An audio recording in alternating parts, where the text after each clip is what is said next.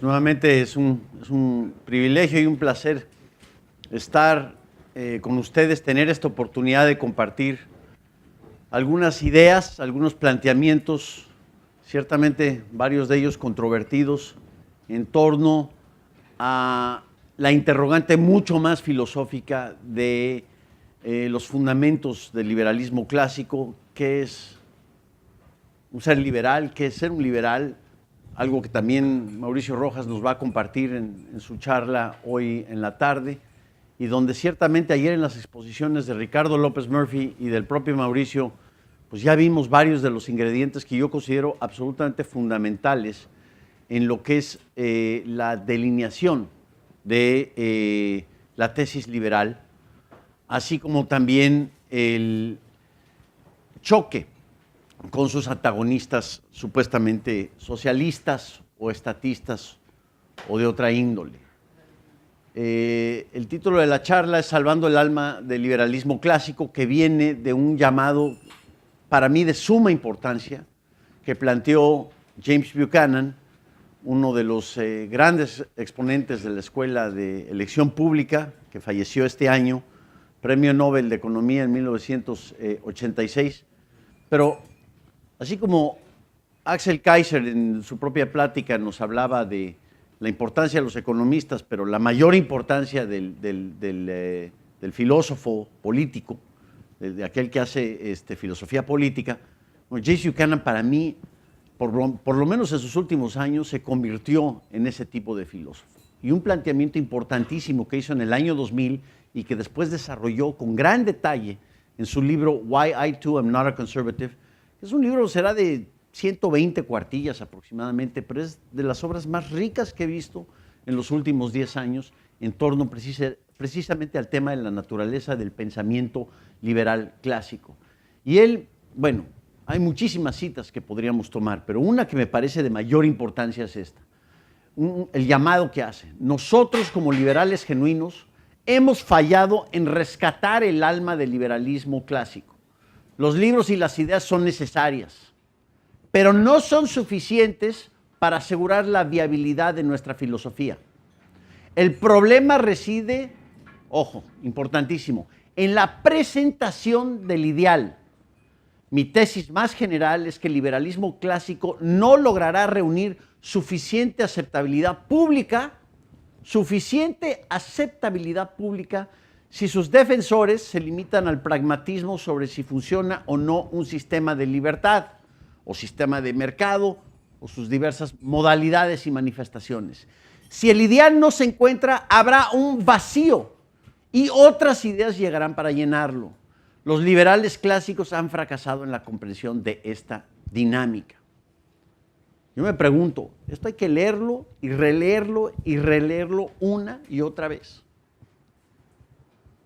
Porque hay una serie de tesis y hay una serie de planteamientos, tan solo en esta cita, que nos invitan a una reflexión de lo más profunda y de lo más importante precisamente para el futuro de la filosofía liberal. Una pregunta que yo les voy a plantear, y ahí se los voy a dejar, porque este va a ser un ejercicio socrático. No es un lecture o una conferencia en el sentido tradicional de la palabra. ¿Realmente el liberalismo clásico puede lograr reunir suficiente aceptabilidad pública? ¿No es una batalla de ideas? ¿No es más bien una causa para tratar de evitar esa tentación totalitaria que también nos explicaba Mauricio Rojas el día de ayer? ¿No es más bien la enunciación de los principios que nos compartía Ricardo López Murphy en su plática?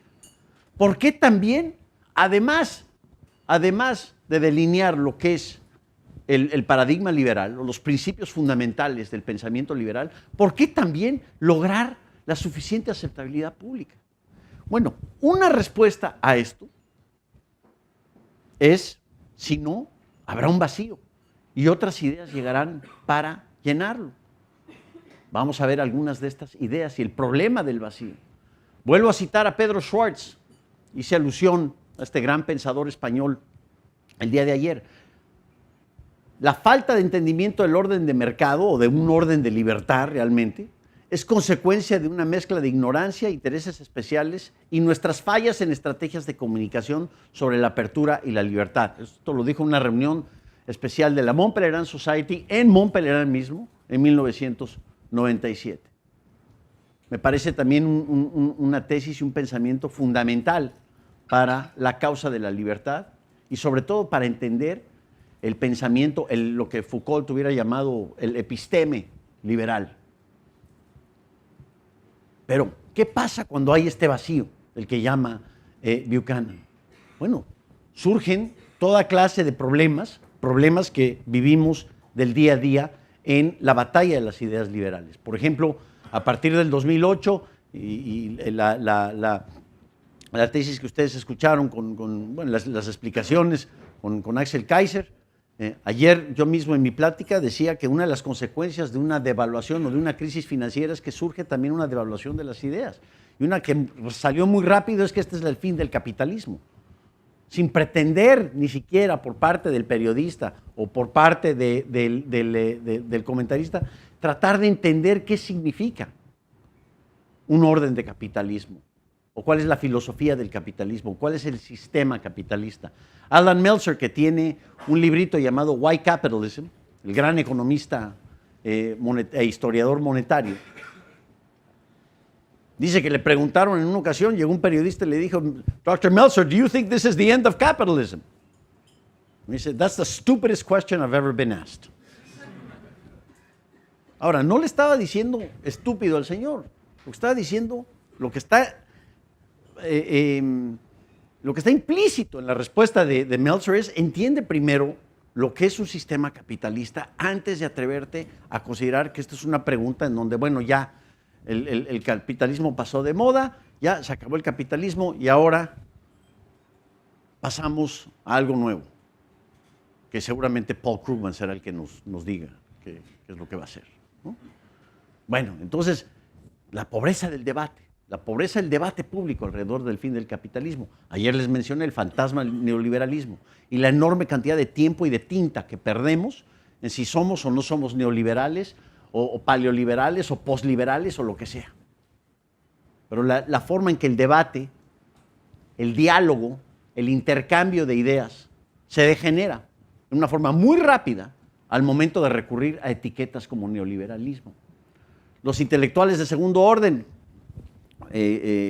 famosamente Mises y Hayek escribían de second-hand intellectuals, también Ayn Rand, ¿sí? Son estos artistas, son aquellos que por algún éxito presumen tener un monopolio sobre todas las verdades. Entonces Barbra Streisand, porque canta hermoso y ha hecho películas, ya se vuelve experta en Jefferson también, ¿sí? Y le anuncian People Magazine, oh, I'm reading Jefferson these days. Ah, bueno, pues, qué bien por ti. ¿Pero te haces experta en Jefferson? Bueno, quizá, pero no porque sea Barbra Streisand. Pero este uso totalmente falaz de las etiquetas. O Oliver Stone, que simplemente porque es director, bueno, ya hizo 2 películas donde nos demuestra que la riqueza es función de la pobreza de otro. ¿Alguna posibilidad de poder abrirse la mente a que quizá la riqueza es algo que se crea y que no se distribuye? Bueno, ¿por qué surge esto? ¿Por qué tenemos que perder el tiempo y la tinta y el esfuerzo y la energía intelectual en combatir esto? O no, por no decir la propaganda ideológica. ¿Sí? ¿De quién es culpa de que exista una persona como Naomi Klein? Que además muy anticapitalista, pero eso sí, sus $15,000 por conferencia se los tienen que pagar. Pero es una absoluta chatarra. El shock doctrine. Yo lo doy como texto en algunas de las clases que tengo oportunidad de compartir, como un ejemplo. ¿Cómo es posible que surja algo así? ¿De quién es culpa? ¿Será que no estamos logrando reunir esa suficiente aceptabilidad pública? ¿Será culpa del liberal que existen fenómenos como Naomi Klein? Y muchísimos otros que se pueden mencionar. Quizá, por ejemplo, será que nos enfocamos al liberalismo simplemente como libertad económica y el llamado modelo de mercado, una de las frases más desafortunadas, en mi opinión. El mercado no es un modelo, es un proceso, es parte de la acción humana. Una institución que se deriva de la propia naturaleza del ser humano como agente económico o la existencia de escasez. Tema para otro momento. Pero ¿por qué hablamos del modelo de mercado? ¿No tenemos nosotros la propia culpa en no ser lo suficientemente claros? ¿En generar una explicación lo suficientemente convincente alrededor de esto? Bueno, el desafío del neopopulismo, esa mentalidad mesiánica que nos compartía ayer Mauricio Rojas. No tan solo mesiánica en el sentido de que yo voy a cambiar la vida del ser humano, sino también yo tengo un acceso privilegiado a la verdad. ¿Sí? Aquel político que presume hablar con la verdad, ese es el indicador más confiable de que hay que correr y rapidísimo. Porque de ahí el autoritarismo y el totalitarismo es un pasito. Es una raíz epistemológica de un problema político. Entonces, aquí tenemos, si hay un vacío, y quizá Buchanan en este sentido tiene razón, si existe un vacío, pues van a llegar otras ideas, muy malas ideas. Llámese la película de Oliver Stone, o llámese la diatriba antineoliberal, o llámese Naomi Klein, o simplemente esta imagen que tienen los economistas que defienden al mercado como tecnócratas perfumados, que muchos se lo merecen. Entonces, para tales efectos, hay que empezar a pensar, bueno, ¿qué es el liberalismo? Y creo que en este sentido la plática de Mauricio un poco más adelante va a ser importantísima para esta discusión. Yo no les voy a decir lo que es, pero una definición que a mí me encanta es de un filósofo que se llama Jan Narveson, en un libro, The Libertarian Ideal, que escribió hace más de 20 años, y que él de hecho retoma una definición o una caracterización de lo que es el espíritu liberal. No es una definición en el sentido formal de la palabra, es una formulación o una aproximación al espíritu del pensamiento liberal, pero que curiosamente la toma de Ronald Dworkin, que falleció hace poco, también el gran filósofo político, pero que realmente, vaya, Dworkin es un personaje en el área intelectual sumamente peligroso en términos de utilizar la tradición liberal clásica para efectos de defender un estatismo total y absoluto en la sociedad. Pero bueno, ese es tema para otra discusión. Sin embargo, a mí en lo personal me gusta muchísimo esta tesis o este planteamiento sobre lo que es un orden de libertad y que no traduce muy bien al español, pero bueno, hagamos el esfuerzo. Jan Narveson nos dice, al principio de The Libertarian Ideal, un orden de libertad es uno donde las decisiones normativas y políticas en una sociedad civil son determinadas en una forma independiente de una previa concepción de cómo se debe vivir la vida. En una forma independiente, o sea, el deber ser, el qué debemos hacer, cómo debemos tratar al resto de la gente, se toma en una forma independiente de la forma en que Obama piense que debemos vivir nuestra vida, en la forma en que los talibanes piensan que debemos vivir nuestra vida, en la forma en que el Papa piensa que debemos vivir nuestra vida, en una forma que sea independiente de cualquier previa concepción de cómo se debe vivir la vida. Y esto es respetar al prójimo. Es la tesis que rightness is prior to goodness. Ahora, ¿estamos aquí llegando a lo que es el alma del liberalismo clásico?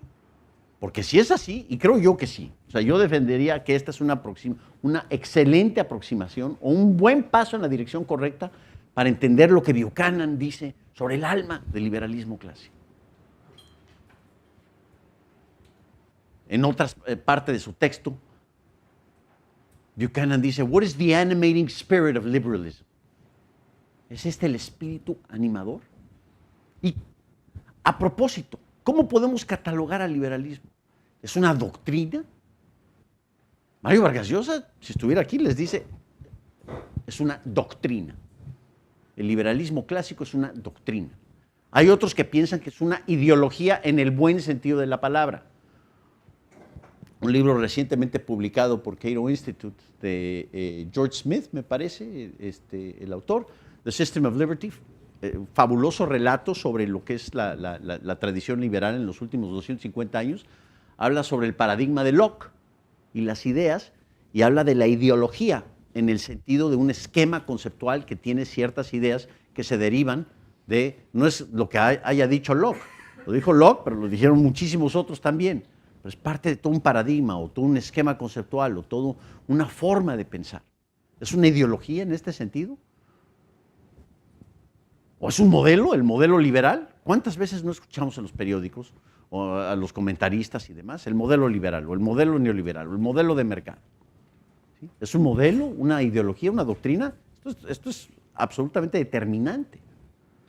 Ahora, yo en lo personal tomo la idea de que no es una doctrina, no es una ideología, es un cuerpo de ideas que se derivan de un temperamento ante el conocimiento. Un temperamento que aborrece esa tentación totalitaria de pensar que alguien tiene un acceso privilegiado a la realidad y a la verdad. No es que la verdad no exista, o la verdad independiente no exista, es más bien presumir que yo tengo el acceso, la fórmula privilegiada. ¿Sí? Y esto lo podemos ver en diversas manifestaciones. Voy a citar un poco más adelante a un pensador que yo considero importantísimo, Michael Oakeshott, que bueno, él se autodenomina conservador, pero vamos a ver que entre el conservador bien entendido a la Oakeshott y el liberal clásico bien entendido, por lo menos en esta definición del espíritu animador del liberalismo que nos comparte Jan Arveson, realmente estamos hablando de distinciones que no hacen una diferencia. Oakeshott, en un maravilloso ensayo que se llama La voz de la poesía en la conversación del ser humano con la humanidad o con la historia, The Conversation of Mankind, Oakeshott nos dice, no hay un discurso, no hay un episteme, no hay una forma de pensar que tenga privilegios sobre todas las demás. En la conversación debemos permitir al poeta que pueda conversar con el físico, que pueda conversar con el artista, incluso que pueda conversar con Oliver Stone y Paul Krugman. Naomi Klein ya será para otro día. Y le parece que la idea de la conversación abierta es la defensa más importante que podemos hacer de la libertad. Mantener la conversación abierta.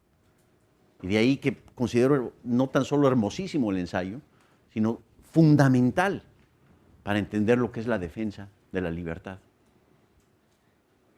Permitir que otros discursos, permitir que otras formas de pensar puedan entrar y compartir en la conversación. Ya tanto Ricardo como Mauricio ayer mencionaron a Karl Popper, pero su idea de la sociedad abierta. Y es una idea basada en su propio principio de falseabilidad, en donde lo que yo quiero evitar, yo ya sé de entrada que el político es malo, que existe esta tentación autoritaria. Entonces, el diseño de la sociedad debe ser de tal suerte que tengamos reglas o que tengamos instituciones o que tengamos normas que eviten el uso y el abuso de ese autoritarismo implícito dentro del político. Es una definición negativa. ¿Sí? Pero todo el tema de la sociedad abierta y descifrar lo que es también la lógica mesiánica, aquella lógica que resiste cualquier posibilidad de refutabilidad. Parece paradójico, ¿no? Entre más refutable sea una tesis, más contenido empírico tiene. Entonces, a Popper, pienso yo, es fundamental estudiarlo. Y no tan solo porque es uno de los casos de conversión que pasó de ser socialista a liberal, que de por sí es interesante, sino más bien, en mi opinión, le atinó a lo que es el espíritu animador. Nuevamente, un espíritu más ligado a un temperamento que a una ideología o algo previamente concebido, que si son verdades a priori o son verdades a posteriori o sintético a priori, como por ahí quisiera Ludwig von Mises, con todo respeto a Axel, ahí es un tema de debate que puede existir. Y bueno, qué bueno que existe ese debate. Pero ¿podemos decir entonces que el alma del liberalismo es más un temperamento ante el conocimiento? Nuevamente, hay una gran divergencia en la interpretación que se le podría dar digamos, un pensador como David Hume. Pero yo los invito, hay que leer y hay que releer y leerlo en detalle. Leerlo en detalle. Hume se está divirtiendo con sus contemporáneos.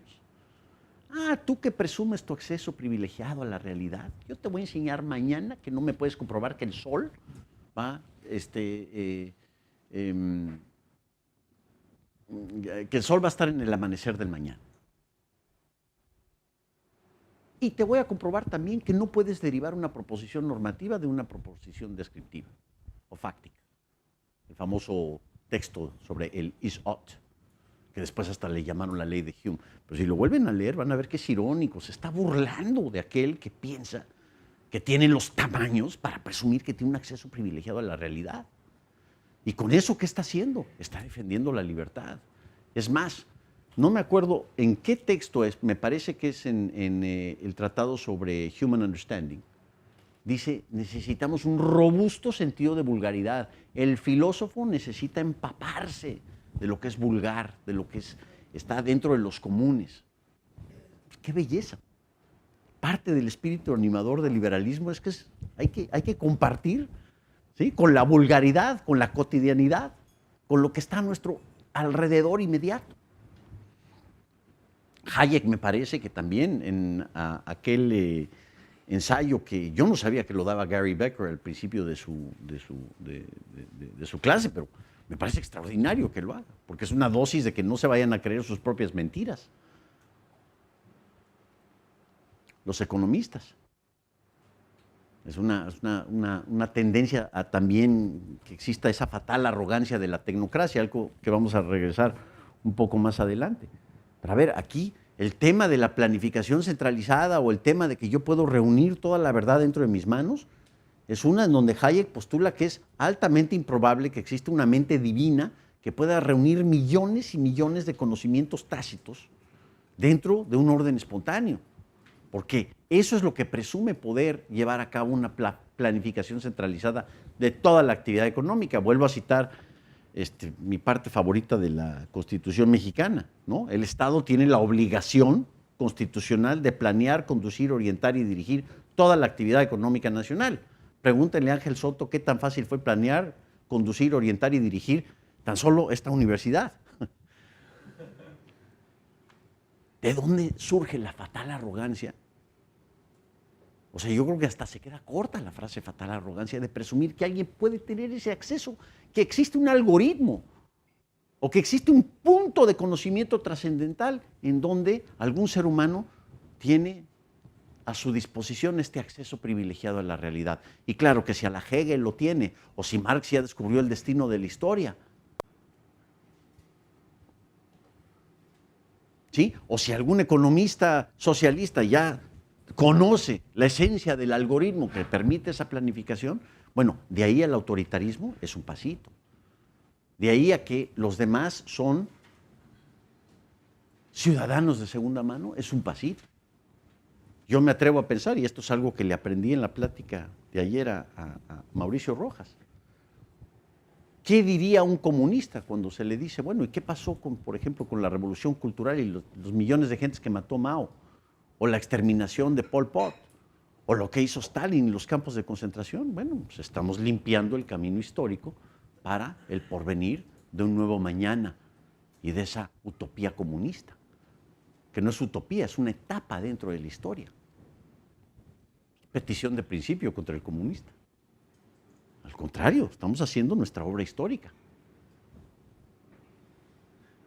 Bueno, ahora, repito, si este es el alma del liberalismo, una pregunta que se tienen que hacer, Juan, ¿y cómo diablos logro mayor aceptabilidad pública de esto? Porque esto es dejar hacer, es dejar vivir. El respeto al derecho ajeno es la paz, como hubiera dicho Benito Juárez. Esto es convivir en paz y en armonía. Pero Buchanan nos está invitando a que tenemos que lograr una mayor aceptabilidad pública. Y que el problema del vacío intelectual surge precisamente porque no hay ese grado de aceptabilidad pública en comparación a su antagonista socialista, o al alma del socialismo, o al espíritu animador del socialismo. El mismo Buchanan dice, parecería que el himno de la modernidad es encárgate de mí. ¿Y cuántas manifestaciones de este encárgate de mí tenemos? La más reciente es Obamacare. Y el paternalismo, y fíjense ustedes muy bien, cuando habla Obama y cuando habla la gente alrededor de Obama, es un paternalismo que surge en función de que ellos saben algo que los demás no sabemos. Ellos saben mucho más que nosotros. Y nosotros te vamos a proteger, como el papá de una familia que sabe más que sus niños. ¿Sí? Que dice David Hume, esa benevolencia puede existir dentro del cuadro familiar. Pero ya cuando nos extendemos, ahí es cuando necesitamos un sistema de justicia.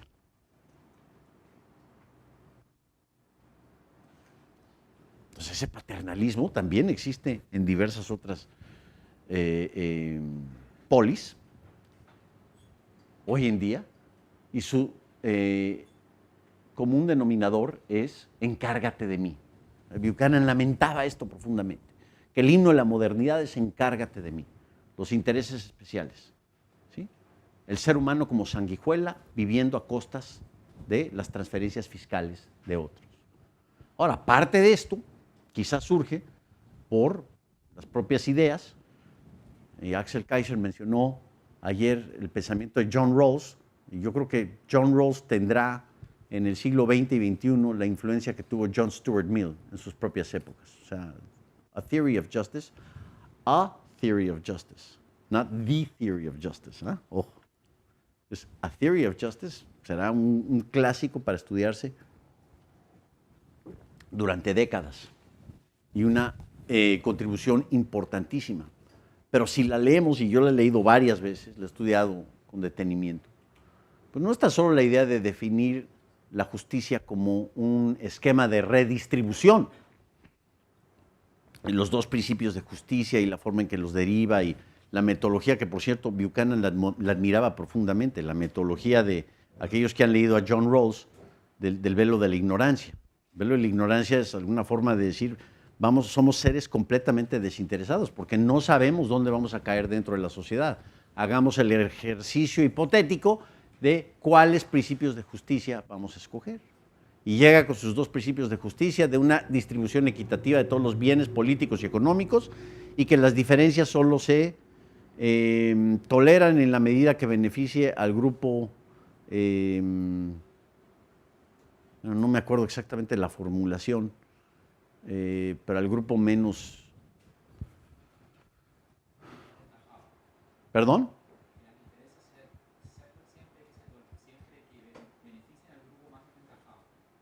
¿Más desencajado? Desventajado. Desventajado, sí. Bueno, yo tengo la formulación en inglés y andaba yo tratando de acordarme cuál era la formulación en español. Y bueno, de ahí varios se han amparado en la idea de la teoría de justicia de Rawls para justificar toda clase de esquemas de distribución. Pero fíjense cuál es la presunción aquí. De entrada, Rawls está suponiendo que la riqueza económica ya está dada, ya es como un pastel preconcebido. No hay ningún esfuerzo aquí de contemplar de dónde viene el crecimiento económico, de dónde viene la riqueza económica. Y por lo tanto es otra vez esta idea de que, bueno, aquí hay una fórmula que nos permite tener un acceso privilegiado a cómo deben ser las cosas. Detrás del velo de la ignorancia, en esto deriva.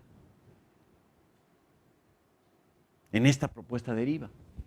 Bueno, ayer nos platicaba y nos compartía Mauricio Rojas la naturaleza del comunismo, que yo creo que todo Marx se puede sintetizar en la 12ª tesis de Feuerbach, que es un textito que tienen las tesis de Feuerbach. Feuerbach, un filósofo alemán que tuvo una gran influencia sobre Marx, quizá más que Hegel, ¿sí? Pero en la 12ª tesis de Feuerbach, ¿sí? Es una oración nada más, dice, el objetivo, los historiadores a la fecha han interpretado la historia. El objetivo no es interpretar la historia, es cambiarla. Y la historia es la única ciencia, todo lo demás es superestructura. Es el historiador que tiene ese conocimiento privilegiado. Es cambiarla. No es una revolución en el sentido político, es más bien una revolución en el sentido metafísico de la palabra. Yo voy a cambiar la naturaleza humana, voy a cambiar el destino de la historia. Bueno, ¿de dónde nace este espíritu animador de pensar que podemos cambiar la naturaleza del ser humano? Michael Luntley, un pensador socialista de Oxford, filósofo, en los 80s, publicó un libro sobre el socialismo y la naturaleza del socialismo, en donde en una forma muy orgullosa dice al principio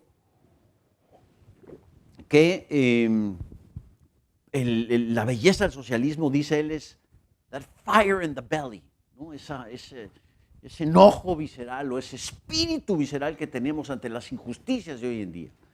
Y cuando llegan y le dicen, oye, pero es que tú pretendes cambiar la naturaleza humana y no se puede cambiar, por ejemplo, la escasez. Marx pretendía trascender la escasez. En el comunismo podemos hacer lo que sea, a la hora que sea, pues, pescadores, filósofos, futbolistas, lo que sea. ¿Por qué? Porque ya se superó la escasez.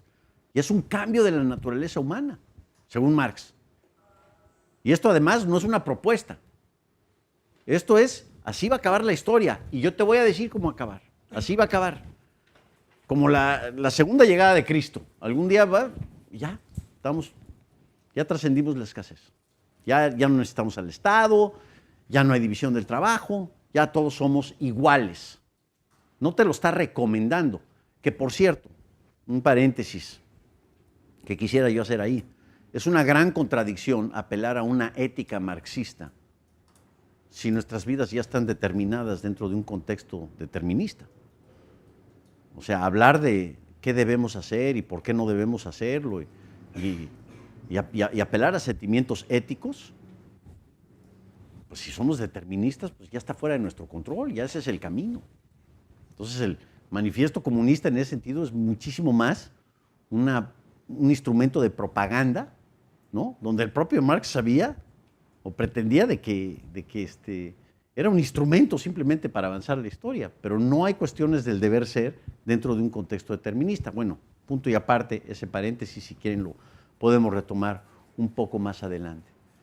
Pero fíjense, aquí hay, a mi parecer, un maravilloso ejemplo del alma o espíritu del socialismo, o del paradigma socialista, o de lo que Buchanan determina como socialista, no como doctrina específica, sino como temperamento también un temperamento ante el conocimiento, de que podemos reunir los conocimientos para cambiar la historia o cambiar la naturaleza del ser humano. Michael Luntley decía, en el ejemplo anterior que les comentaba, es una petición de principio que me digan a mí que no podemos cambiar la naturaleza humana, si el socialismo está basado en eso.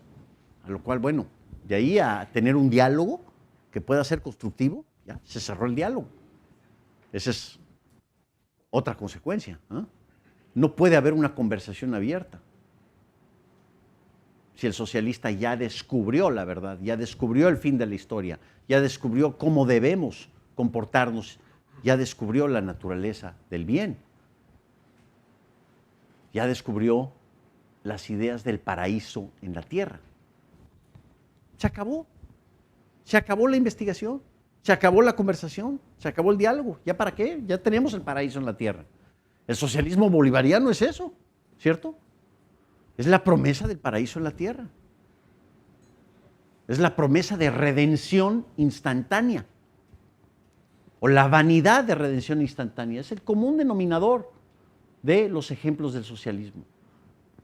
En México, Andrés Manuel López Obrador, bien bautizado como el Mesías tropical, prometía un proyecto alternativo de nación. Y fíjense lo que es la mentalidad.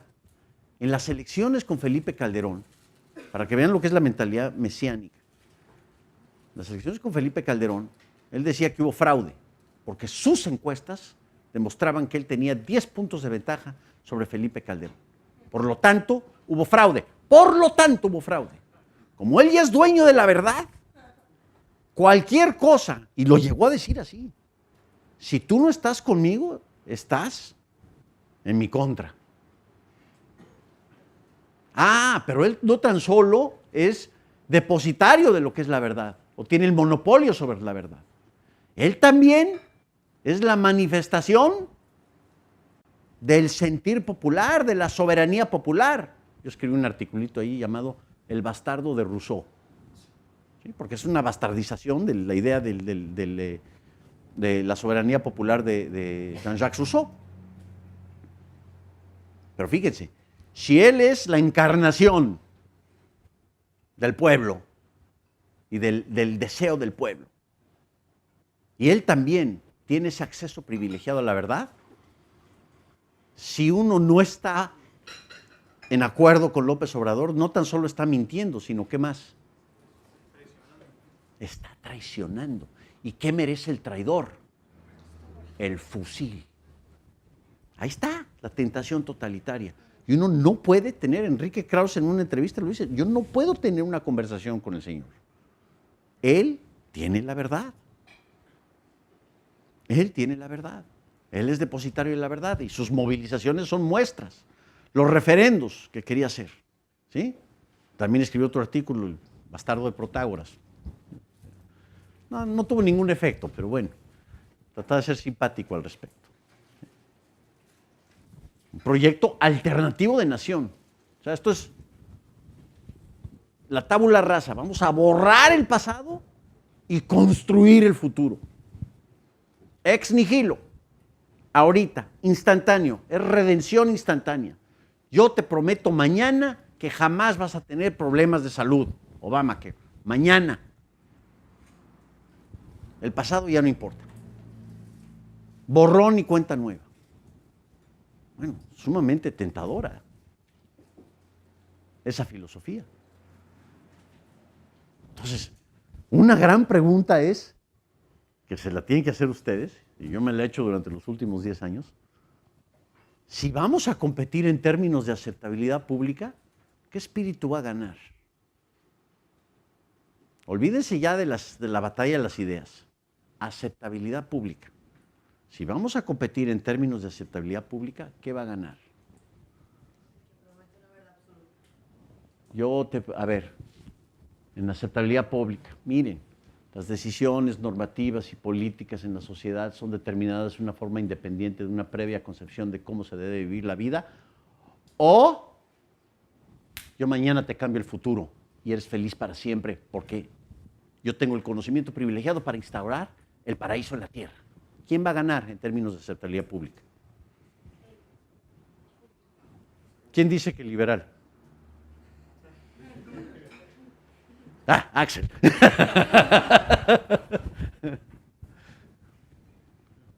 Pero ven por qué es una batalla de la mayor importancia. ¿Ven a lo que nos estamos enfrentando?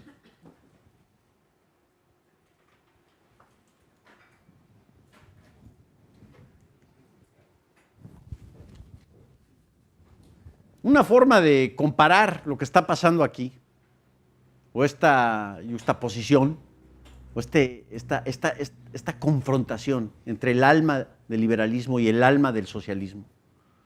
Es básicamente, no está muy buena la foto, pero el famoso fresco de Rafael con la Academia de Grecia, y tenemos por un lado a Platón con el Timeos en la mano, apuntando la mano hacia arriba, la realidad está ahí arriba, y solo el filósofo rey puede tener acceso a esa realidad, versus Aristóteles, la ética de Nicomaqueo, quizá el tracto de ética más importante en la historia del ser humano, maravilloso, maravilloso texto, ¿sí? Y él está apuntando aquí, a lo que está a mi alrededor. Aquí empieza la realidad, la lógica del sentido común.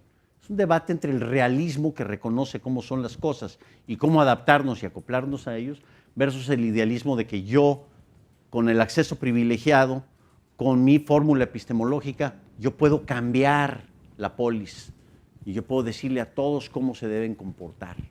Ahora, del filósofo rey a las exterminaciones y las revoluciones culturales, pues es realmente una distinción de grado. Y ahí es una crítica importantísima que tiene que hacer el liberal. Pero eso es una crítica que nace de la concepción del liberalismo como temperamento ante el conocimiento. La burla de Hume en este sentido es quizá mucho más importante que un debate alrededor de la naturaleza doctrinaria de lo que puede ser el liberalismo. O ciertamente parte de un componente importantísimo. Porque este es un debate de dos temperamentos ante el conocimiento, de la propia naturaleza del conocimiento. Cuando se habla de la humildad del liberalismo, o ese espíritu de humildad ante el conocimiento, me parece esto trascendental para la defensa de lo que es un orden de libertad. Repito, quizás es desafortunado que alguien como Michael Oakeshott haya elegido la etiqueta conservador, de conservador, para describir lo que él quería defender, pero ciertamente es un conservadurismo muy diferente al que conocemos en términos políticos. Digamos que es un conservadurismo filosófico, pero que si le quitamos I'm being conservative y le ponemos liberal, yo creo que pues, es prácticamente lo mismo. Y hay una gran discusión al respecto y él admitió. Lo que pasa es que la palabra liberal y ya la forma en que los americanos entienden liberal, ¿no? Que el liberal es parte del Partido Demócrata y bueno, es el liberal inglés versus el liberal latinoamericano y el liberal, entonces es un liberalismo con adjetivos por todos lados y yo creo que quizá por eso escogió conservative, pero el conservadurismo hoy en día, bueno, pues también tiene diversas manifestaciones y diversas modalidades, pero vean la belleza de este texto y el temperamento, entiendan el temperamento que hay detrás de esto. Ser conservador es preferir lo que está a mi alrededor versus lo que yo no conozco. The familiar to the unknown. The tried to the untried. O sea, hechos a misterios. Yo prefiero aquí la familia, prefiero mi comunidad, la iglesia, la forma en que hago las cosas, en vez de un proyecto alternativo de nación o la promesa de una redención instantánea. Lo actual a lo posible, lo limitado a lo que no tiene límites, lo que está cerca versus lo distante, lo suficiente versus lo superabundante. Bueno, ahí sí le salió lo conservador inglés, pero y de inmediato, ¿sí? Esto me parece bellísimo. Risa presente versus felicidad utópica. Felicidad eterna. Risa presente versus felicidad eterna. ¿Sí? Y obviamente pues, Michael Oakeshott se le considera un gran antirracionalista. La idea de utilizar la razón y con ello un método científico que me permita a mí derivar el conocimiento histórico o que me permita a mí derivar la naturaleza de las cosas y por lo tanto darme el poder y potenciarme con los argumentos epistemológicos para yo poder descifrar cuál es la verdad. Entonces, ¿qué dilemas presenta? Fíjese, nada más fue una cita de Buchanan y todo lo que está detrás de ella. Parece mágico esto. Y por ello importantísimo. ¿Cuáles son los dilemas para el liberal moderno? ¿Es posible generar un ideal liberal con mayor aceptabilidad pública que sus antagonistas socialistas? Axel dice que sí. Yo les digo, fat chance. De aceptabilidad pública, no de pureza ideológica o de debate intelectual. De aceptabilidad pública. O sea, vamos a ver, ¿quién va a ganar? Ahora, eso no quiere decir que estamos indefensos, porque Buchanan lo que quiere es una aceptabilidad general. Quizá el liberal moderno lo que debe hacer es escoger bien sus batallas, no en términos generales, pero vámonos con las batallas. Y quizá lo que el liberal moderno debe hacer es asumir una postura mucho más defensiva, mucho más reactiva, más que proactiva. No sé, pero es un planteamiento ante ustedes. Es necesario diferenciar las tareas. La reflexión intelectual en lo que Wilfrid Sellers hubiera llamado the logical space of reasons, el espacio lógico de razones. Esa reflexión intelectual, donde nos podamos sentar con un Oscar Lang o con un discípulo de Oscar Lang y poder dialogar y compartir y transmitir cuáles son nuestros razonamientos. O poder escribir un artículo especializado. Y no caer en el ad hominem o en la diatriba o en la ironía o en la sátira de tratar de refutar a base de descalificaciones, de abuso de etiquetas y de manipulaciones. Esto en el espacio lógico de razones. Ahora, una tendencia muy común, y es parte de lo que le preocupa a alguien como Axel Kaiser, una tendencia muy común dentro del espacio lógico de razones es, ¿yo para qué me meto con el debate vulgar de diatriba y de manipulación y de etiquetas? ¿Para qué me ensucio, para qué me embarro con Paul Krugman y los blogs y todo lo que pasa ahí? Digamos, uno de mis ejemplos favoritos, igual estoy equivocado, pero uno de mis ejemplos favoritos es el maravilloso economista de Chicago, Robert Lucas. Robert Lucas, lo fundamental es enfocarse al estudio científico de la economía. Algunos han dicho que si pudieran dar 2 premios Nobel, quizá él hasta se lo ganan los 2 premios Nobel. Uno por su trabajo de expectativas racionales y sus recientes trabajos sobre el crecimiento económico. Ser absolutamente brillante. Yo lo he escuchado 2 veces y no le entendí. Bueno, le hice sí a todo. Y, sí, buenísimo. Todo. No le entendí nada. Él habla ya en una inteligencia absolutamente privilegiada. Pero él rehúsa, oiga, una entrevista para el periódico. No, por favor. O sea, eso no me voy a embarrar. Otros como Gary Becker o Robert Barrow, ciertamente Milton Friedman. No. A ver, está la investigación intelectual en el espacio lógico de razones, pero también hay que ponerse la cachuchita. Y lo normativo, que es muy desafortunado eso. Mira, como académico soy positivo, pero pues como divulgador soy normativo. No. Bueno, ya es otro tema de otra discusión, pero me parece muy peligrosa esa distinción entre lo positivo y lo normativo, y además no tan bien sustentada como consideran varios representantes de la Escuela de Chicago. Esto lo digo porque ya no está Rolf Luders aquí ahorita, si no estaría él dándole como decimos en México, un patatús. Pero también está la labor del liberal en la esfera del debate público, y aquí sí cambian las reglas del juego. Y aquí es quizá donde está el corazón de lo que quiere Buchanan, ¿sí? A ver, James, doctor Buchanan, una cosa es el debate de lo que es el alma del liberalismo y el alma del socialismo en este espacio lógico de razones, pero otra muy diferente va a ser la labor del pensador liberal en la esfera del debate público. Y aquí sí, quizá se vale el uso de la ironía, de la sátira, ¿sí? De la analogía, de la retórica. Aquí el debate va a ser muy diferente. Aquí sí puede haber descalificaciones. Y aquí hay que asumir la batalla. Pero las dos son muy importantes. Tanto Robert Lucas como el intelectual público. Pero las reglas del intelectual público van a ser muy diferentes.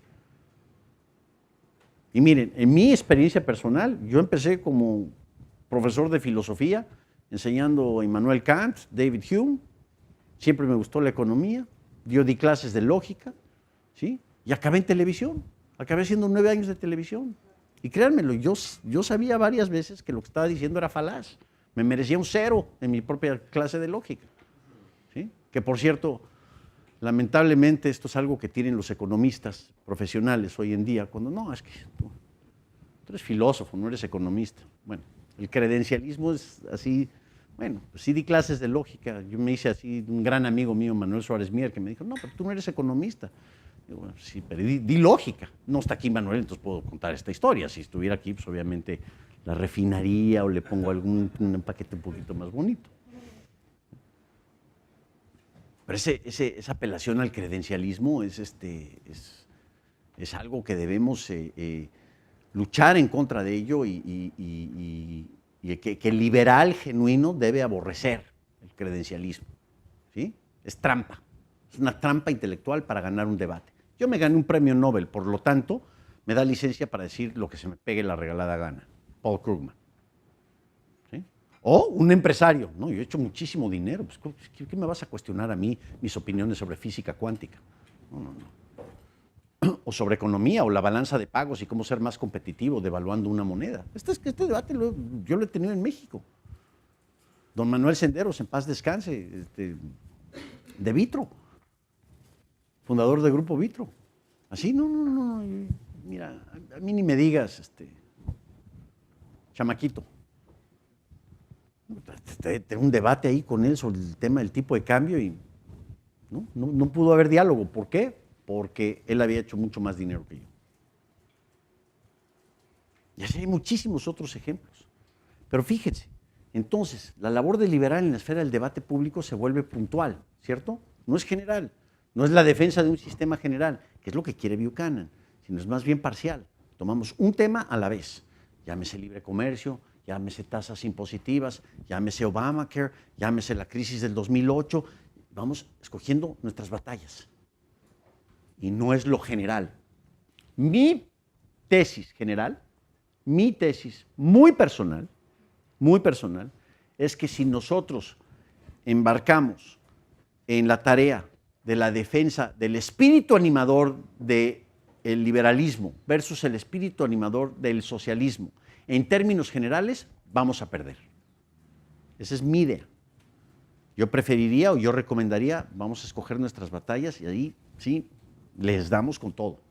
Pero ojo, con reglas muy diferentes en la esfera del debate público. Podemos ser decentes y civilizados, pero igual a veces también nos tenemos que poner feroces. Y una cosa es tener un coloquio o una conferencia donde dialogamos, intercambiamos y donde también puede haber nuestros arranques viscerales de que si tenemos o no la razón por tal o cual motivo. Pero ya cuando es un debate público, las reglas van a cambiar. Ya el uso de la ironía, ya el uso del ad hominem, de las etiquetas, pues igual nos las usan contra nosotros, ¿por qué no nosotros contra ellos también? ¿Se vale esto? Es una pregunta, no una postulación. Al final del día, lo que creo que es importantísimo, y le escuché a un joven maravilloso durante el verano decir que es fan de Aristóteles, y bueno, yo con mi trayectoria y mi tradición, bueno, resulta que yo también soy gran fan de Aristóteles. Sí, pero este joven lo sintetizó muy bien. La batalla se debe dar en materia de logos, ¿sí? O sea, de lo que es la lógica, la batalla científica, la reflexión académica. También de etos, o sea, de lo que es lo que es la ética, lo del deber ser. ¿Debemos respetar los derechos individuales o no? ¿Es un sistema de libertad más, tendrá mayor potencialidad para poder respetar las virtudes de los seres humanos y minimizar los vicios o no? Bueno, debate importantísimo, pero también el patos. O sea, lo que son las emociones, los sentimientos. Y hay ese sentimiento, puede existir esa tentación totalitaria. Pero ¿cómo evitamos esa tentación? ¿Con un argumento en el espacio lógico de razones o demostrando, pero mira, lo que tu presunción fatal genera, lo que tu arrogancia fatal genera? La exterminación de toda una raza, de millones de seres humanos. Que por cierto, la diferencia entre 1 y 1 millón es de grado nada más. En términos éticos es exactamente lo mismo, ¿no? Ah, solo mató a 2. Ah, no, este comunista es todavía más simpático, ¿no? Un buen ejemplo de labor del liberal en la esfera del debate público es el panfleto del Manual del Perfecto Idiota Latinoamericano que publicaron Carlos Alberto Montaner, Álvaro Vargas Llosa y Plinio Apuleyo Mendoza. Y ellos dicen, es un panfleto, esto no es un ejercicio científico de investigación, que enfureció a muchísimos iliberales. ¿Sí? ¿Pero qué están haciendo? Se están divirtiendo ahí con sus contrapartes. Hay que aprender a divertirnos con nuestras contrapartes. Al igual que Hume, con toda seriedad demostraba, tu presunción epistemológica es imposible, y con argumentos que eran contundentes, que a la fecha todavía es el problema del escepticismo inductivo de Hume. Pero él no era escéptico, él lo que era es, a ver, hay que ser vulgares y nuestro alrededor. A partir de aquí nace la investigación seria y real. No pretendas que tienes acceso privilegiado a una realidad que solo tú conoces. No. Relations of ideas and matters of fact. Punto. Lo demás a la flama. Lo demás, destínalo a la flama. Popper también. Lo que no sea refutable, o sea, ni lo escuches. En este sentido, el marxismo no es refutable, no permite refutación, está más allá de la verdad. Incluso más allá del bien y el mal. Bueno, esto creo yo son los grandes dilemas que enfrenta el liberal moderno, por lo menos en este ejercicio para salvar el alma del liberalismo clásico al que nos invita Buchanan. ¿cuáles son los problemas y los prospectos en este sentido para el liberal clásico? Ayer mencionaba el uso de imaginación. Creo yo que por ahí va, pero esta es mi opinión personal. Es por lo menos lo que yo me he dedicado en los últimos 7 años. El relato de historias, el ejercicio de storytelling es sumamente importante. La ironía, el uso de la ironía, hay grandes ejemplos, sobre todo en América Latina. ¿Sí? Aquí hemos tenido ya expositores que son expertos para esto, y ojalá Ricardo López Murphy en la noche pueda ilustrarnos con un poco de ese maravilloso uso de ironía que tiene.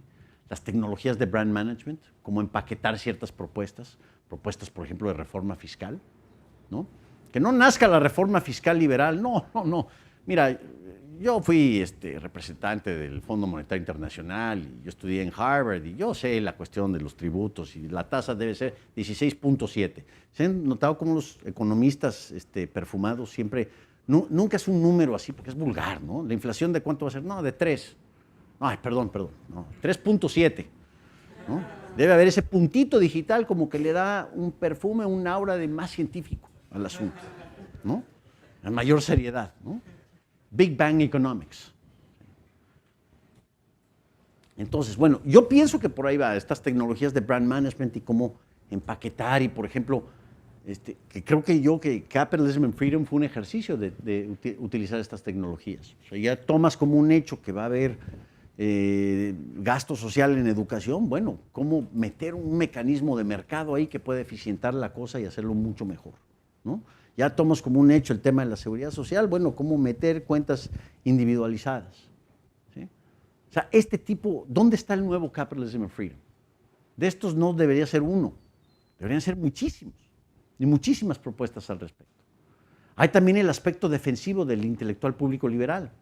Por ejemplo, Brink Lindsey, un gran investigador del Cato Institute, hace muchísimos años escribió un artículo, me parece que en la revista Reason, donde él dice, en materia de libre comercio, la batalla siempre va a ser defensiva. Pase lo que pase en cualquier momento y por más que quizá Manuel Ayao tenga razón y la tesis de los costos comparados el principio de ventajas comparativas es quizá una verdad a priori. Es así, derivada de la naturaleza humana. ¿Sí? Y aún así, siempre hay los intereses especiales, que pueden ser muy librecomercistas en algún momento, o que se visten de verde, o que los derechos laborales, o que el futuro del niño, o por las madres de familia, o lo que sea. Pero siempre van a tratar de extraer alguna protección para garantizar su renta. ¿Sí? Uno de los casos más dramáticos en materia de libre comercio es la historia del aguacate en los últimos 20 años en México. Y cómo el productor de aguacate de California trató de evitar que entrara dentro del Tratado de Libre Comercio. ¿Sí? Y no, es que los mexicanos, aguacates hechos de gusanos. ¿Sí? No, ¿cómo es posible? Y bueno, toda clase de argumentos que escuchamos y que por más, o sea, hazle la prueba fitosanitaria y sanitaria que tú quieras, pero que pase, que por lo menos podamos comerciar. Y hoy en día, bueno, pues ya se integró todo un mercado. Bueno, historia para otro momento. Pero ahí, quizá, Brink Lindsey también, lo he conversado con él, dice, ¿se acuerdan de la película The Groundhog Day de Bill Murray? Que amanece y todos los días vive exactamente lo mismo, ¿no? A las 6 de la mañana va y da su reportaje de televisión y se toma el mismo cafecito y que la dona y que la niña que quiere enamorar y que esto y que el otro y acaba en la fiesta y tocando el piano y una y otra vez y otra vez y otra vez. Pues así es la defensa del libre comercio, todos los días. Mary O'Grady me compartía, no, Roberto, we're never going to win the battle. Le digo, exactamente, Mary, siempre va a haber esos intereses especiales que existen y siempre va a haber aquellos que tratan de proteger su sector y la renta que quieren y que siempre van a estar en contra de alguna parte específica del libre comercio, porque es más fácil lograr esa protección. Entonces, todos los días, como Bill Murray, hay que levantarse y hay que decir lo mismo una y otra vez, y que libre y voluntario intercambio de bienes y servicios, una parte gana solo si la otra parte gana. Y el principio de las ventajas comparativas es un poco más difícil de explicar de lo que la gente piensa, ¿no? Porque te dedicas a hacer lo que eres, puedes ser mejor en todo, ¿no? Pero te dedicas a lo que eres más mejor, por decir, ¿no? Bueno, y hay que explicar eso una y otra vez, y mira, y en todos los niveles. Y sale aquel que no, la protección por la causa de los derechos laborales. Bueno, a ver cómo lo refuto, pero hay que hacerlo. Y el libre comercio, el futuro del libre comercio, depende radicalmente de la defensa de esa idea, pero va a ser diaria. Y es casi como que el soldado liberal en la trinchera defendiendo esta idea. Y la tiene que repetir en los periódicos, en el radio, en la televisión, en revistas, en debates públicos, en todo momento, con o sin Naomi Klein. ¿Sí? Y hay que repetirlo todos los días. Manuel Ayau entendía esto muy bien en la Francisco Marroquín. Y él lo hacía con risa y con ironía y simpático y se sentaba y era chaparrito y bueno, y acá llegaba y te abrazaba. Sí, mi querido proteccionista, pero mira, me caes bien y todo. Y él utilizaba todo el arsenal a su disposición. Y no lo logró, por lo menos en Guatemala. Pero hemos logrado avances significativos en materia de comercio. Ahora, en el espacio lógico de razones tendremos a un Baguati o a una Ann Kruger con escritos que son absolutamente extraordinarios, ¿no? Y ahí sí podemos tener el debate de que si el regionalismo versus el multilateralismo, que me parece la mayor importancia. Pero una vez que tengo la cachucha pública, es el libre y voluntario intercambio de bienes y servicios. Es fundamental para la prosperidad de las naciones o de los individuos. ¿Sí? Ahora, también podemos ser proactivos y pensar fuera de la caja. No voy a entrar en detalle, pero este modelo de juegos en políticas públicas que les compartía yo un poco el día de ayer, lo podemos hacer más en conversaciones y en otro momento.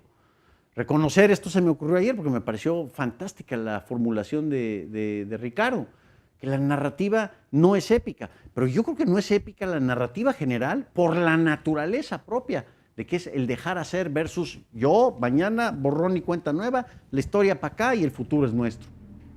Virginia Postrel en su libro The Future and Its Enemies dice los enemigos del futuro.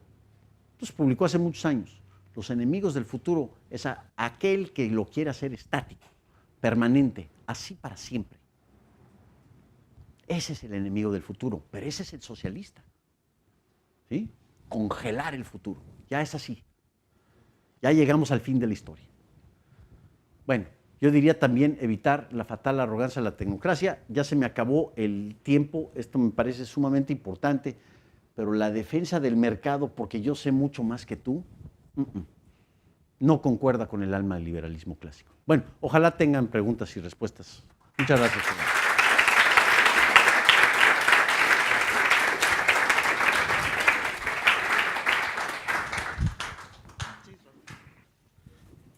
Hoy tenemos como media hora.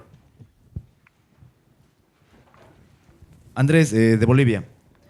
Más que una pregunta, lo que quisiera es, un comentario. lo que quiero, mejor dicho, es una ampliación de un término que me parece bastante fantástico y útil que usted ha usado.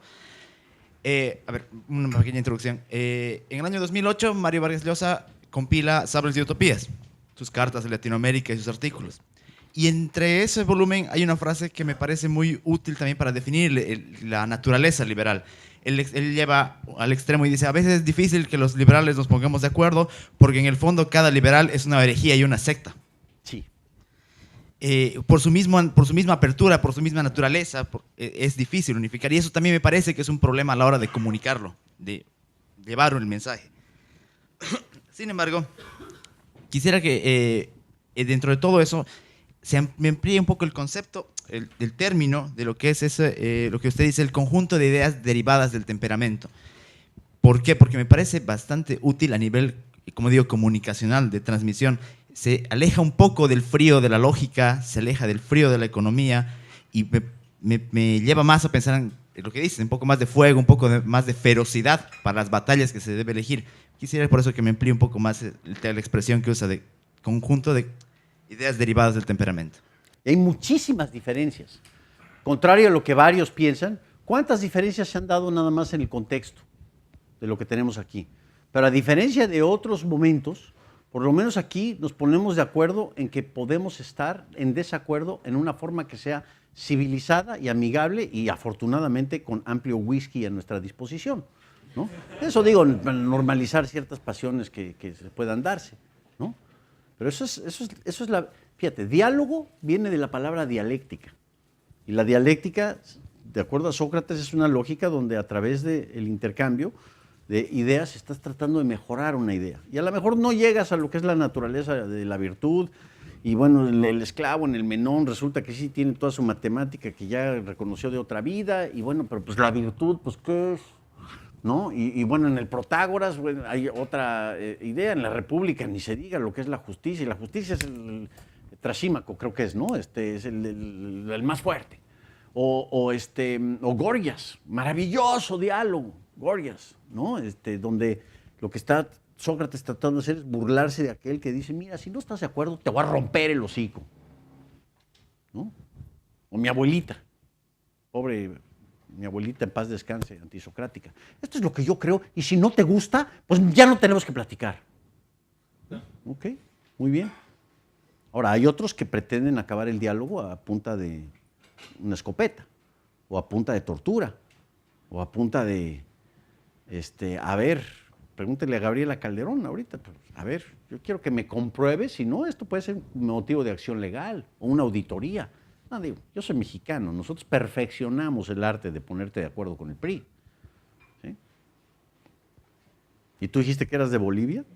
Dime tú si el gobierno boliviano no reacciona en ese sentido. ¿No estás de acuerdo? Ah, no estás de acuerdo. A ver, ubícate.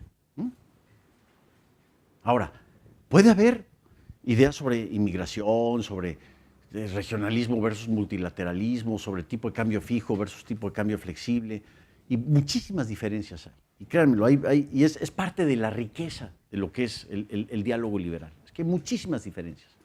Pero un denominador común es que nadie presume tener un monopolio sobre la verdad. Por eso creo yo que la fatal arrogancia de la tecnocracia es sumamente importante combatir ese instinto, ¿no? El instinto del economista sábelo todo, que ya tiene su fórmula, es ciencia además, es positivo, no es normativo, es positivo. Cuidado porque de ahí se puede derivar un autoritarismo sin querer queriendo, ¿no?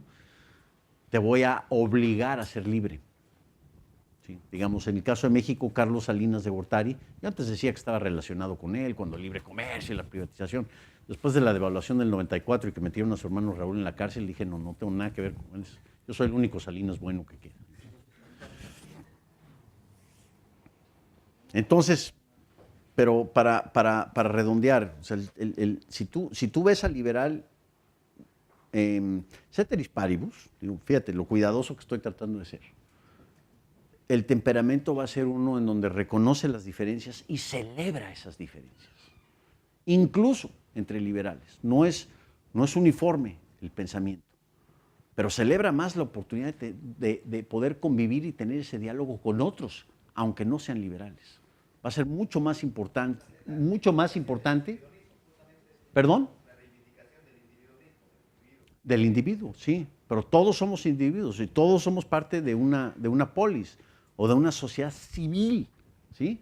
La defensa del diálogo y la conversación abierta, esa es una tarea permanente y yo creo que en la medida que defendamos el diálogo bien entendido, ¿sí? Porque hay el diálogo, por ejemplo, de los sindicatos mexicanos que hoy queremos diálogo y se manifiestan y todo y van ahí y las calles y nadie puede circular. Y diálogo para ellos significa queremos lo que nosotros queremos, nuestros derechos feudales que heredamos es lo que queremos. No, eso no es diálogo, eso no es diálogo. ¿Sí? O el tema de Michael Oakeshott, la conversación abierta. En la medida que permanezca la sociedad abierta o la conversación abierta, has contribuido a la defensa de un orden o de una cultura de libertad. Es cuando se cierra el diálogo, cuando alguien presume tener la verdad absoluta. Mira, que aunque descubrieras la verdad absoluta y eres liberal, mejor cállate. ¿Sí? Porque es otra cosa, el silencio del intelectual que se queda en su orden lógico de razones, en su espacio lógico de razones. No, hay que asumir la cachucha pública también. Aquel Robert Lucas, brillante y demás, pero no se está haciendo un favor, porque del silencio al autoritarismo también es un pasito. Problema de quietism, ¿no? Perdón, ¿había otros, por favor? Sí. Buenas, me llamo Benjamín Saavedra, de Chile, y tengo dos preguntas. La primera de ellas es cómo nosotros, de una forma, comunicamos y transversalmente actuamos desde la vía humana con el carácter del liberalismo en sí mismo, cómo lo difundimos hablando a las élites, principalmente. Hablando, perdona. Hablando a las élites, Ujú. en vez de a la gente, en vez de un discurso simplificado. Y la segunda pregunta, ¿de qué forma nosotros podemos, de una forma real, proteger el núcleo esencial del liberalismo cuando tenemos que actuar con en distintos entornos sociales, con distintas disciplinas y con contextos como, por ejemplo, lo son Merkel, lo son Bachelet, del Estado Winnie the Pooh, de poco más de la canción de Cuna Constante, de Si te cae yo te recojo? No tiene una lógica cuando uno parte en contra de un movimiento social. Uy, pues muy complicadas las dos preguntas. Yo creo que, como tantas otras que se han planteado en este ejercicio, en esta universidad, ameritarían pues, prácticamente otra universidad u otra presentación. Pero yo les compartí el día de ayer en materia de las reformas estructurales este modelo o esta tecnología de tratar de alinear incentivos, ¿no? O sea, tu propuesta liberal, ¿cómo la vas a meter dentro de un debate que tengan Bachelet y su contraparte, ¿no? ¿Y cuál propuesta va a merecer el 7? ¿No? Pues no sé, yo no conozco cuál es la naturaleza del debate de políticas públicas aquí en Chile, pero me imagino que puede haber debates alrededor de la ecología o alrededor del nivel de los impuestos. Bueno, ¿qué quisiera un liberal? Quisiera, ¿qué tipo de impuestos? ¿Bajos? ¿Qué más?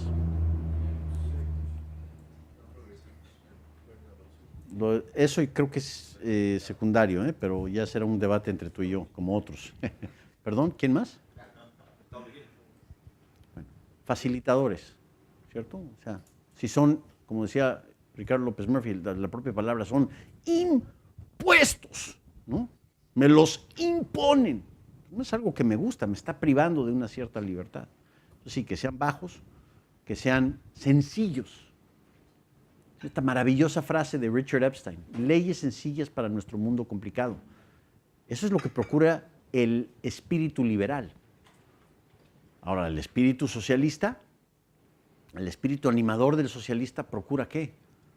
Leyes extraordinariamente complicadas, constituciones de más de 1000 cuartillas, tratados de libre comercio que ven hasta la última coma de lo que sea, ¿sí?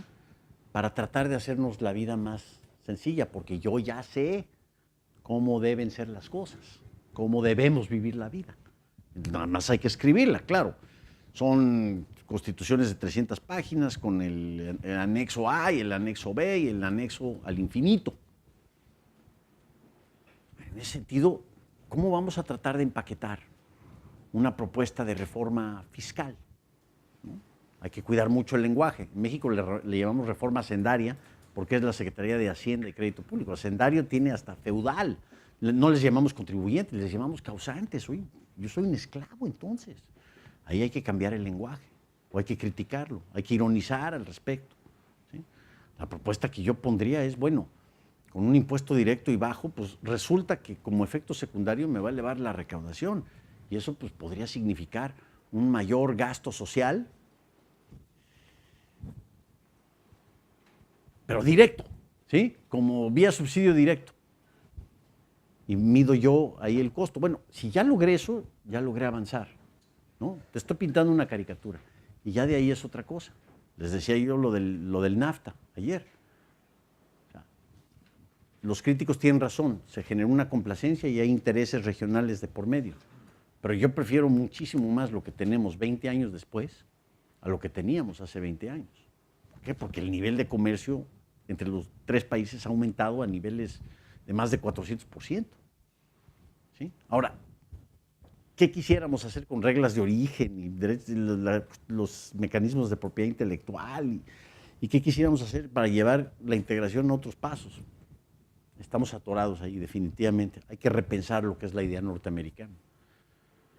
Te estoy dando ejemplos puntuales, ¿no? En energía, creo que podríamos pasarnos toda la tarde hablando de esquemas de energía o cómo revigorizar, por ejemplo, la industria del cobre, que al final del día Chile sigue dependiendo muchísimo de las fluctuaciones del cobre. Y en aquellas partes en donde Camila y compañía lleguen y te digan y estén manifestándose y demás, exhíbela. Es dueña de la verdad. ¿Cómo hace los debates? Es a punta de casi la fuerza. No es a punta de ideas, es a punta de la fuerza. Y eso hay que exhibirlo. Son, ejemplos muy aislados que necesitaría yo mucho más tiempo para darte, pero ojalá que aproximen o te den una indicación de por dónde podemos ir. ¿Había 3 o 4 manos por allá? En el interés del tiempo voy a tratar de acortar mis respuestas. No quiere decir que ya terminó la conversación, ¿no? Hola, Darinka de Chile. Mire, nosotros hace poco tiempo fundamos un movimiento en Magallanes y la idea principal no es solamente llevar gente o intelectuales a una región del sur de Chile donde prácticamente no hay debate intelectual a poder exponer sus ideas, sino también como otro objetivo es tratar de exponer el mensaje del liberalismo en un lenguaje muy sencillo que no es, digamos, que no es normalmente accesible para el común de la población. Entonces, mi pregunta es, considerando la realidad latinoamericana, sobre todo en Chile, donde hay grandes tasas en que el 60 o el 70% de la población, por ejemplo, en Chile, no entiende lo que lee, ¿no cree que hace falta incluso bajar más el debate que es el segundo grado de abstracción, por decirlo así, que es el debate público, donde incluso la labor que hace, por ejemplo, Axel Kaiser queda muy arriba para la gente común que no ve CNN, ve matinales, ve telenovelas? ¿No cree que hace falta bajar mucho más el mensaje para llegar a mayor cantidad de gente y no solamente quedarse en CNN y en los grandes canales de televisión? Absolutamente. ¿Una telenovela liberal? Bueno. Ya está el guión, por cierto. Ya está el guión. Yo participé en un comité en México. Lamentablemente nunca llegó por batallas internas, pero el guión, ¿saben cuál es? El manantial del Atlas. Perdón, no, ¿cómo se llama? The Fountainhead. El manantial. Ahí está el guión. La arquitectura mexicana se presta perfecto para una telenovela de esa naturaleza. Y bueno, ahí las desviaciones eróticas que tiene Ayn Rand y sus ideas, todavía más, ¿no? Claro. Yo creo que la gente común y corriente es mucho más inteligente de lo que piensa el intelectual perfumado. Yo digo, yo confío mucho más en el indicador del informal. Ahorita regreso al informal.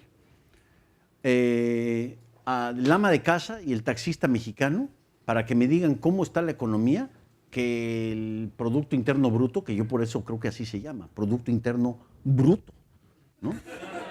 Que además siempre con el aura digital científica, ¿no? Este año vamos a crecer 1.1%. Ay, no te hagas güey, es 1%.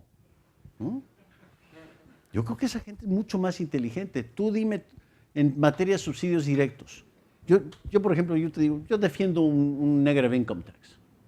¿Sí? Yo prefiero que si el dinero se va a repartir, mejor que esté en manos de una madre de familia que menos tiene, de las que menos tienen, que en manos de un burócrata nalgón.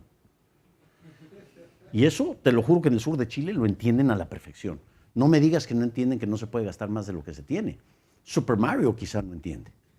O tiene una fórmula abstracta que lo derivó y Bernanke con su expansión monetaria. Y no, es que esto es inflación diferida y que bueno, y que el taper y que todas las fórmulas. Pero vaya, hasta en materia de inflación tuvimos que aprender nuestras lecciones monetarias, pero salvajes. Si aquí llegara la hiperinflación de regreso, no me digas tú que la gente no empieza a deshacerse de su moneda local y comprar, pues no sé, un refrigerador. Porque se va a depreciar menos el refrigerador, el consumo se vuelve fuente de ahorro. ¿Sí? El informal, bueno, quizá no en Chile, pero en el resto de América Latina, yo les digo, en México la sofisticación de la informalidad. Ustedes van a lo que se llama la central de abastos, donde hacen todo el trading de lo que es la fruta y lo que se surte todos los días a los diferentes establecimientos, ¿sí? Y es un mercado financiero de lo más fascinante, con futuros, con puts, con calls, con opciones, con back-to-backs y es, órale, me vendes tanto y sí, pues mira, y aquí te adelanto y todo es a base de efectivo. Pero es un mercado que la diferencia entre eso y Wall Street es de grado, no es de especie. con los mismos productos financieros y los entienden a la perfección. Y entienden el concepto del crédito mejor que un banquero. Porque crédito, ¿de dónde viene? De credere, credibilidad. Claro, las rodillas son tu garantía, ese es otro tema, ¿no?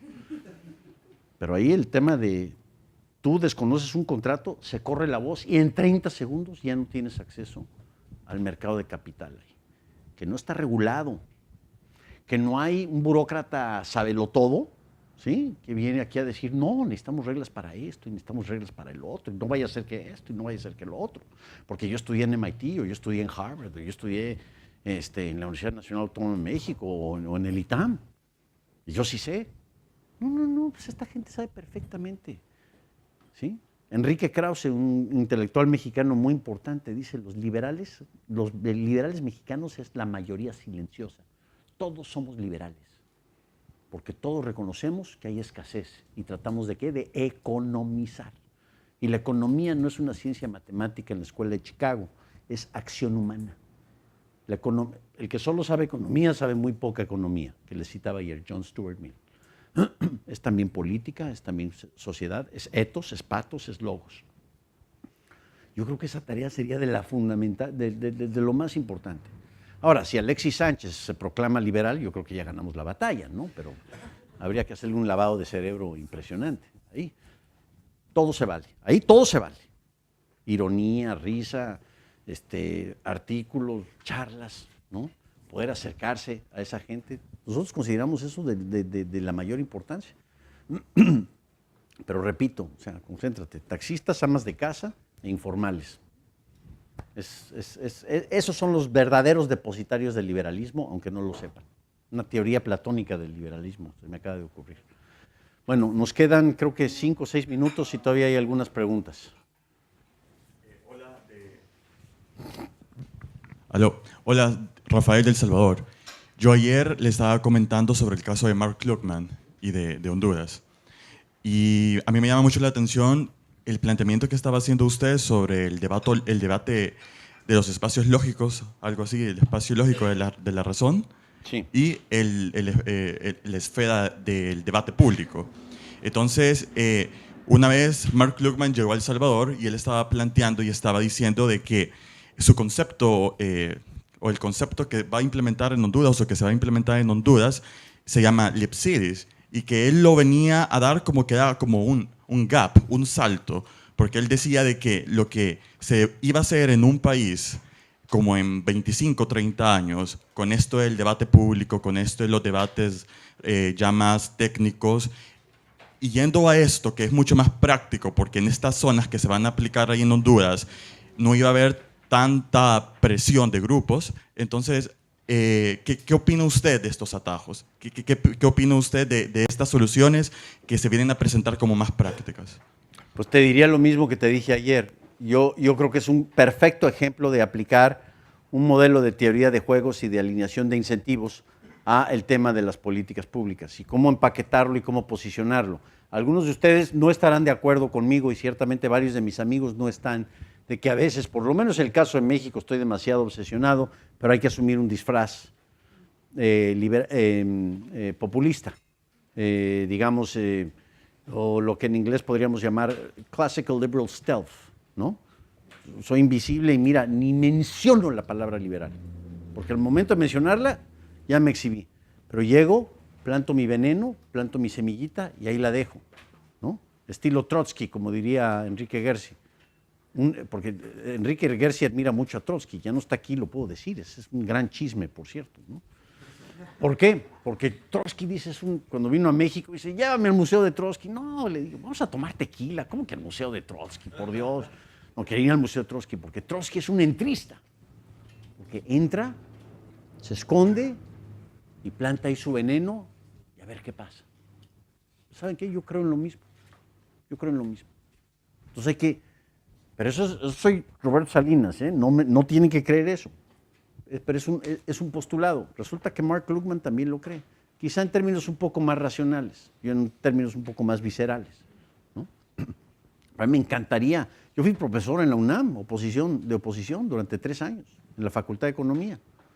Y pues 2 de mis más destacados alumnos han participado bueno, son mis profesores ahora. Bueno, me parece, ahí fueron 2 a lo largo de 25 años. Pero a mí me pareció un gran triunfo eso. Logramos convencer a 2, ¿no? En fin, y yo creo que habría que estudiar mucho lo que hace Mark Krugman, porque creo que, y él mismo dice, mi tecnología en términos de reforma estructural está 20 años avanzados de lo que hablan en el Fondo Monetario Internacional. Bueno, igual ahí es consultora al final del día, ¿no? Pero me parece que es un tipo con una visión de las cosas y un análisis de los incentivos políticos, sociales, populares y mediáticos alrededor de un problema que merece la mayor importancia. Es alguien que mezcla el patos, el logos y el ethos en una situación, ¿sí? Tenemos una colega aquí que tenía una pregunta. Creo que tenemos espacio para 2 preguntas más. Ya. ¿Aló? Me gusta poner. Tú hablabas recién de un disfraz populista y lo iba justamente relacionado a mi pregunta. Nosotros cuando tenemos la libertad de elegir un partido que nos represente, en el caso de la gente que es más partidista, ¿sí? ¿Está encendido? Y este partido, uno de sus fundamentos, por ejemplo, va a ser la libertad. ¿Cómo nosotros podemos conciliar, digamos, las ideas liberales con la lógica partidista cuando existen situaciones, sobre todo en temas de campaña, como ahora las parlamentarias o las presidenciales en Chile, donde por conseguir votos muchas veces se llegan a contradicciones con los mismos principios que afectan en el fondo a todos sus militantes, a todos sus simpatizantes? O sea, ¿dónde está el punto divisorio ahí? ¿Cómo conciliar esto? Mira, se va contra lo que mismo se postula. Es excelente pregunta. No sé, puedes caer en un nivel de deshonestidad y hasta pecar de cierto clientelismo en la materia, ¿no? Podría decirte, sí, necesitamos impuestos progresivos y me quedo callado y luego hago otra cosa. Igual también hay cierta promesa que te da un candidato cuando habla de democratizar la productividad. Digo, suena muy político, ¿no? Pero Peña Nieto hace 6 meses hablaba de democratizar la productividad y comparas ahora lo que está diciendo, que todos deben pagar de acuerdo a sus posibilidades, y pues parecería que pasó de Hayek a Marx, ¿no? ¿Perdón? Bueno, es el PRI, ¿no? Ayer se hablaba del revolucionario profesional. Bueno, nosotros tenemos revolucionarios más que profesionales, son institucionales. El Partido Revolucionario Institucional. Si hay una contradicción, en México todo es al revés, ¿sí? Todo es al revés. Hasta teníamos un presidente que dijo, la devaluación ni nos afecta ni nos beneficia, sino todo lo contrario. Es el surrealismo llevado hasta... Entonces, el PRI es un camaleón combinado con un tiranosaurio, ¿no? Que se cambia y se adapta de acuerdo a la circunstancia. Ahora, yo no sé si este señor está jugando ahorita simplemente en aras de sacar y engraciarse con el Partido de la Revolución Democrática. Y sí, mira, yo soy progre, ¿no? Y yo soy de los buenos y me encanta la justicia social. Y luego seguir con su retórica de productividad. Eso es muy peligroso porque te puedes acabar estancando en algo que there's no going back, ¿no? Pero me parece una excelente pregunta para hacerle a un liberal clásico. Si quieres lo platicamos más porque Juan Carlos... No, espera, es mexicano, 30 segundos más. Había otra pregunta por allá, pero la dejamos también para el almuerzo. Los dejo con una frase que me encanta de Bill Emmott, ex editor de The Economist. ¿Qué debe hacer el liberal clásico moderno? Ante todo, sí, es la defensa del diálogo, la conversación abierta, el llamado de López Murphy ayer, la batalla es permanente. Pero Bill Emmott dice, debemos asumir la posición de cacería de farsantes. El liberal moderno debe reconocer que no existe una sola vía correcta para ordenar las relaciones. El liberal humilde debe percatarse de una paradoja. Cuando creemos que hemos hallado las soluciones a problemas políticos o prácticos, lo que debería darnos mayor temor es la idea de que alguna persona pudiera hacerse con el poder para implementarlas.